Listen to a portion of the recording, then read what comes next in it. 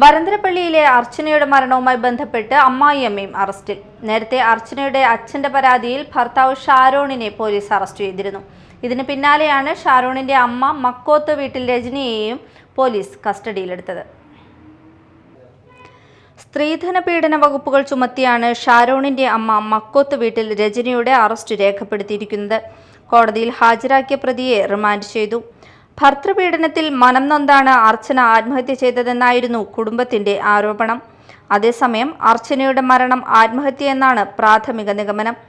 അർച്ചനയുടെ മരണം കൊലപാതകമെന്ന് കരുതാനുള്ള തെളിവുകൾ പോസ്റ്റ്മോർട്ടം പരിശോധനയുടെ പ്രാഥമിക കണ്ടെത്തലിൽ ഇല്ല. മരണസമയത്ത് വീട്ടിൽ ഭർത്താവ് ഷാരോൺ ഉണ്ടായിരുന്നില്ലെന്നാണ് പോലീസ് കണ്ടെത്തൽ. അങ്കണവാടിയിൽ പോയ സഹോദരിയുടെ കുട്ടിയെ വിളിക്കാൻ അമ്മ പോയ സമയത്തായിരുന്നു അർച്ചന തീ കൊളുത്തിയത്. ആത്മഹത്യ ഭർത്തൃവീട്ടിലെ പീഡനം മൂലമാണെന്നും ശാരീരികമായും മാനസികമായും ഭർത്താവ് ഷാരോൺ അർച്ചനയെ ഉപദ്രവിച്ചിരുന്നുവെന്നും പോലീസ് വ്യക്തമാക്കുന്നു. മനക്കലക്കടവ് വെളിയത്തുപറമ്പിൽ ഹരിദാസിന്റെയും ജിഷയുടെയും മകളാണ് മരിച്ച അർച്ചന. 20 വയസ്സായിരുന്നു. ബുധനാഴ്ച വൈകിട്ട് 4 മണിയോടെ വീടിന് പുറകിലെ കോൺക്രീറ്റ് കാനയിലാണ് അർച്ചനയുടെ മൃതദേഹം കണ്ടെത്തിയത്. വീടിനുള്ളിൽ വെച്ച് തീ കൊളുത്തിയ ശേഷം പുറത്തേക്ക് ഓടിയതാകാമെന്നാണ് നിഗമനം.